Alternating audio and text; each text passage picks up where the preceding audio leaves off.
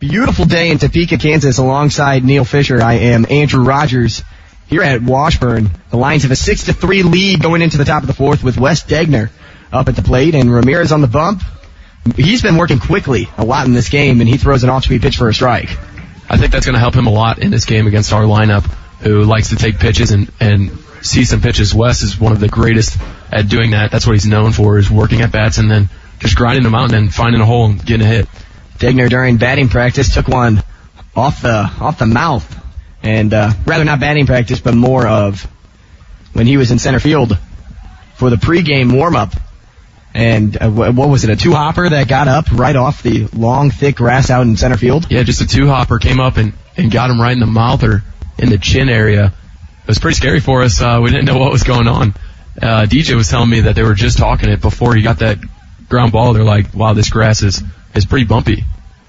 And not only that, since it's so thick, Wes Degner rockets one into right center field. This one has a chance, and it's gone. Wes Degner with a leadoff home run in the top of the fourth inning, and he extends the Lions' lead to 7-3. Just a great at-bat by Wes right there. He's shown his power in the past couple of weeks. That's his fourth home run, I believe, this season. As you said it correctly, 4 home runs for Wes Degner. His 27th RBI. And wow, was that a moonshot. Yeah, that'll get the boys going in the dugout. With the wind blowing out to left field, Degner got all of that as Miller swings at the first pitch, and it's a soft liner over to short. The play is made by Jenkins, and it's one down. I got a pretty good idea what DJ was trying to do that at bat. He had a home run in the last game against McKendree at McKendree. And today, the wind blowing out towards left field, he's definitely been thinking about it. And this field is a little deceiving to look at because it looks a lot smaller than it actually is. Yeah, the trees behind the fence definitely play a role in making it look like it's a little smaller than it is. As Quinone swings at the first pitch, and he hits the hole between first and second. And he's on base for the second time today with now 2 singles. The Lions doing a fantastic job just hitting the ball. Something that the Lions have done a fantastic job at ever since Southwest Baptist was when you guys started scoring a multitude of runs, double-digit runs to add to that. 10-5 win on April 5th to open up the month. As Barron's the first pitch this time, a soft liner that falls into shallow center off one hop. The play is made by Spain. He gets it in. And Quinone stops at second base, but more back to the scoring of the Lions with a 7-3 lead. You guys are on pace to already break double digits by the 8th inning. And 17-6 against Southwest Baptist, then a 14-4 win against McKendree, an 11-run win against Missouri Western, a 10-run win against UCM, and that just continues all the way down here in the month of April. What has sparked the hitting so far? The home games have definitely played a role in it. We were away for about 3 weeks, come back home, and get a beautiful day at Lindenwood, at Lou Brock Sports Complex, and balls were just flying, winds blowing out. I think there were 3 home runs that game, and then we go into the next series and just hit a bunch of balls in the air, get them lifted out to the outfield. I know Connor Behrens was MIAA Player of the Week last week, so that's huge for us. As we have another mound visit here for the Ichabods with 1 down in the top of the 4th inning. Quinones will stand at second, Behrens on first, with 2 guys warming up in the pen for the Ichabods. The home plate umpire going out to check. I wonder if this is just some extended time for the bullpen to get a little more warmed up. And it looks to be a pitching change, and it will be. They're calling the lefty to come in. He'll open the gate and hustle through. So when we come back, we'll get you his name, and that's it for Ramirez, only going 3 1/3. He's been beat up in his final 4 starts. With a 7-3 lead, we'll take a short break here on 89.1 The Wood. Okay, Sarah, I'm dropping you at Emily's, and Josh, you're going to soccer, right? Yeah. Yep. Oh, and by the way, when I pick you up, I'll be wearing my short shorts. What? No! Yep, me and my short shorts doing my daddy dance. Your friends will love it. No! Well, I might change my mind if you buckle your seatbelts. Okay, we're buckling up. See, all buckled. Whatever it takes, keep them safe. Never give up until they buckle up. A message from the National Highway Traffic Safety Administration and the Ad Council. Visit safercar.gov/kidsbuckleup for more information. Welcome back to the Dog Show. Up next we have Satchmo. Satchmo is a member of the Shelter Pet Group. That's right, a group known especially for their couch-snuggling, ball-chasing, face-licking, and of course companionship. Now let's see him in action. Look how he makes eye contact with his person. That's actually known as the treat stare. How intuitive. And now he appears to be excitedly turning in circles. Ah, that happy dance will come in with this group. But really, the best way to know an amazing shelter pet like Satchmo is to meet one. Visit theshelterpetproject.org today. Adopt. Brought to you by Maddie's Fund, the Humane Society of the United States, and the Ad Council. Back into action here on 89-1 The Wood alongside Neil Fisher. I'm Andrew Rogers, and we have a 7-3 lead in the opening game of the series against the Washburn Ichabods here in Topeka, Kansas. The sun's still shining. It's 7:08. It will most likely set around the 7:30 time period, and that's where we'll see the lights kick on. But with the sun setting behind the Lions dugout, right on the first base line, how difficult does that play a factor for the left fielders? That's going to be a challenge for sure. I know right now it is. All the outfielders have glasses on right now. I know the shortstop and third baseman do as well.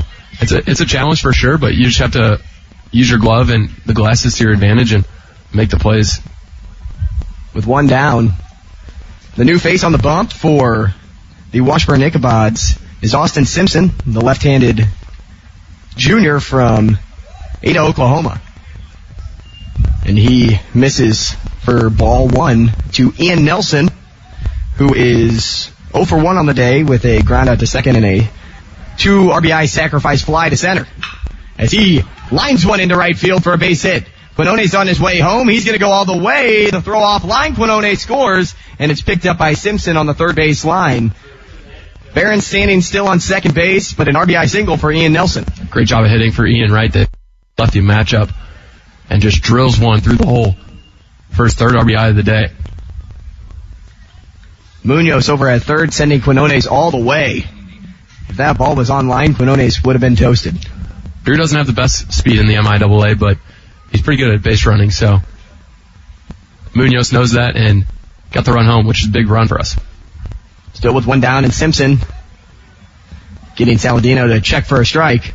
That run is charged to Ramirez. For both teams with 2 errors. It'll be interesting to look back and see how many runs were truly earned for Josh Ramirez. The next pitch from Simpson for strike 2. And Saladino looking back at the home plate umpire with a smile on his face. He didn't like that. 0-2. Pretty good pitch right there. Just painting the outside black. As Saladino just got to tip his cap to the pitcher and wear that one. The next pitch from the southpaw. Off speed, swung on in the turf, but Saladino strikes out swinging and makes the slow walk back to the dugout for out number 2. That is Saladino's second strikeout today in back-to-back at-bats. And this brings up Dominic Rivetta. As you raved a little bit ago, Rivetta having a fantastic game so far. A lot of pop in his bat. With 2 down, he can do some damage with a runner in scoring position as he looks at a strike down the middle. Yeah, Rivetta's a great 2-out hitter, works the count, finds a pitch that he wants to drive, and he'll put it in play. Rivetta, 355 on the year. As he sees a slow slider come back into the zone for strike number 2. Great pitch right there. Able to bring that one back door. That's a tough one to hit. Positive thing I've seen so far from Austin Simpson is he throws a lot of strikes. So as a Lion hitter, I'm expecting to swing on any type of pitch, and Rivetta strikes out swinging. So back-to-back Ks for Austin Simpson, which sends us in to the bottom of the 4th inning. The Lions getting 2 back. They're up 8-3 over the Washburn Ichabods. Stay tuned here on 89-1 The Wood. You wanted to be a teacher when you were little, but as you grew up, things changed. Teaching just didn't seem like the best option anymore. So you decided to become something else. But what would your 12-year-old self say? Interesting and innovative things are happening in teaching today.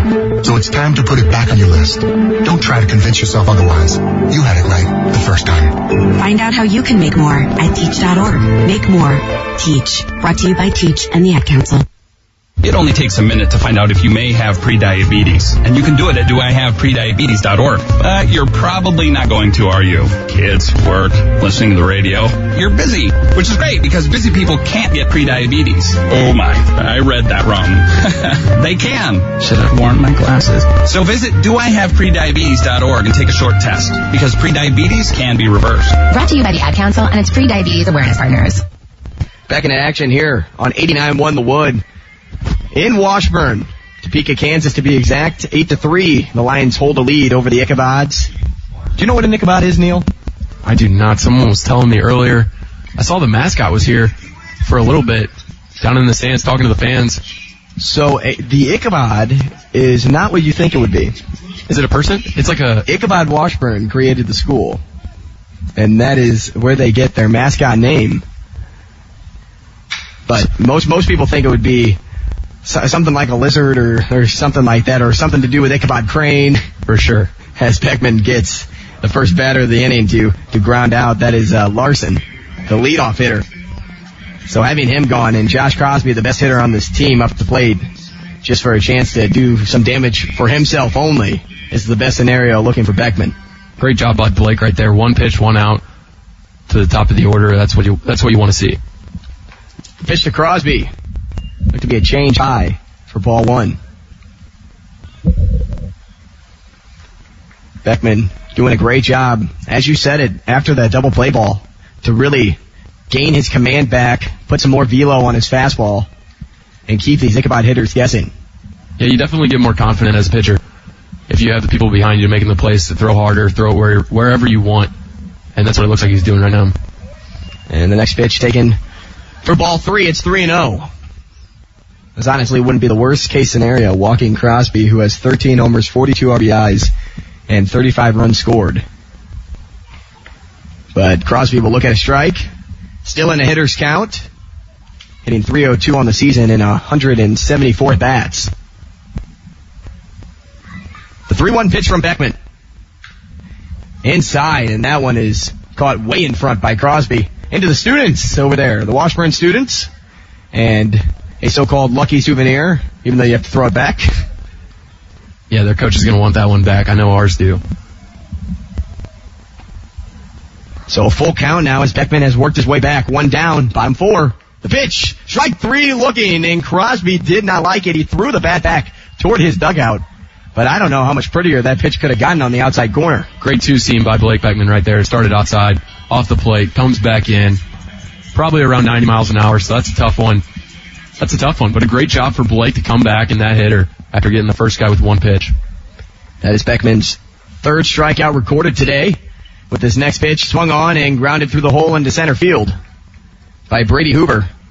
So after working his way all the way back from a 3-0 count, Hoover jumps on the first pitch he sees and is aboard with a single. His first hit on the day. Good job by Blake right there, just trying to fill up the zone. Get a quick out, good piece of hitting by the Ichabods. Bringing up Bo Beheimer. He steps into the right-handed batter's box. With an open stance, Sosnowski throws back to first, and Barron's doing a good job of scooping the 1-hop. And Sosnowski did not like how much Crosby extended his secondary. Barron's is doing a great job over there at first base, picking Quinones' ball earlier, and then right there, picking up Sosnowski. Beckman with a sidestep over to home. Ball number 2. Bo Beheimer with the number 1 on the back of his jersey. Only at 5'7", 180 pounds. Not a big guy, but if he gets on base, he has a lot of speed.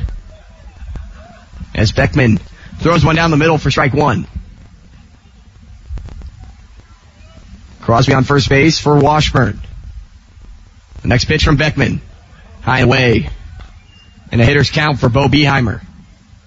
The Ichabods are doing a great job right now of working counts, finding a pitch to hit, and hit it. There's already been 17 combined hits in today's game, which rarely you see that in 9 innings, and we're only in the bottom of the 4th.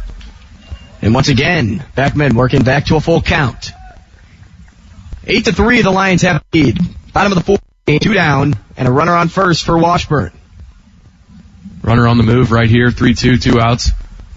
Got to go to first base with anything. And there he goes, and this one is driven into the gap in left center field.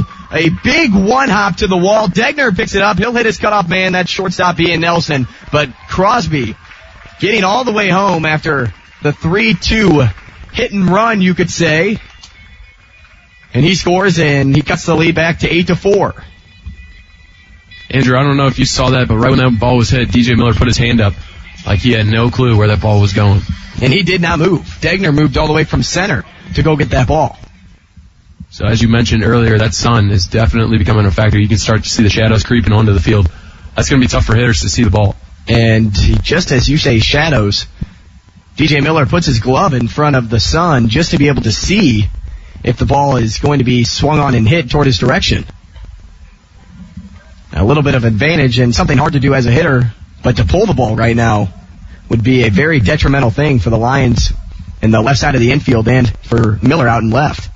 Yeah, as you can see, Ian Nelson doesn't have sunglasses on. Sometimes playing, it's just not a good feeling wearing sunglasses with the sun. Some different lenses cause the sun to look different, so it's probably making it a little darker for Ian right now. And I know for me, when I played ball back in high school, you run toward the ball. I played center field. You run a routine fly ball out to you, and the ball looks like it's shaking due to the lenses. So I tried to play without sunglasses as much as possible, so I do understand where you're coming from there. But right now, Beckman working an 0-2 count with 2 down. Up at the plate is Jake Bublitz, and expects Beckman to go away. The runner on second. That's Beheimer. He takes off, sliding face first into third. No throw from Sass behind the plate. And a stolen base for Beheimer. You almost saw that one coming with how long of a secondary he's been getting. Yeah, they've been working out there at second base all game today against Beckman. And but I'll take that one. He can have that one. Blake goes right after this hitter. That'd be all right. And a high and tight pitch, evening the count at 2-2. Again, the score 8-4 in favor of the Lions. And we are just in the bottom of the fourth. A ton of scoring from both sides. A runner on third, that's Beheimer for Washburn. The 2-2 pitch swung on and fouled back to the screen. Yeah, you mentioned a lot of runs scored. Friday night games usually don't have that many runs. Usually they're number one against our number one, and the Barrels have been out today. Fortunately for the Lions, they have seen the number one for Washburn and Josh Ramirez. And this next pitch is swung on and hit into the left center gap once again. This time, Degner will pick it up and throw it into his cutoff man, and another 2-out double for the Ichabods. They cut the lead to 3. Another good piece of hitting, a 1-2 count, or a 2-2 count, drilling the slider out to left center field. And a great pitch from Beckman, just a better swing by Jake Bublitz, who has now reached base for the second time today. And up at the plate is Steven Jacobson, the catcher for Washburn. As Beckman misses on a pitch that must have been taken low, and it looks to be Marshall Schill for the Lions, heading out to the pen to loosen up. The senior from Arizona. This next pitch, one hops over to Nelson. He shades from the sun and throws over to first for a 6-3 out to end the inning. So a great job by Nelson to get that play and get Beckman out of his own jam. 8-5, the Lions still hold the lead over the Ichabods, and still a strong lead to add to that. We'll take a break, step aside here on 89.1 The Wood.